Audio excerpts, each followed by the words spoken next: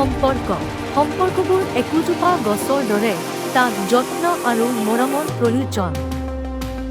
মুক্তভাৱে কথা-বাৰ্তা কৰক। আপোনাৰ অনুভৱ, সপোন আৰু ভয়বোৰ ভাগ-বতৰা কৰক।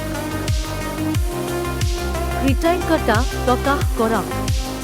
সৰু সৰু কৃতজ্ঞতাৰ শব্দই বহু পৰিমাণে পৰিৱৰ্তন আনিব পাৰে। একেলগে সময় কটাওক।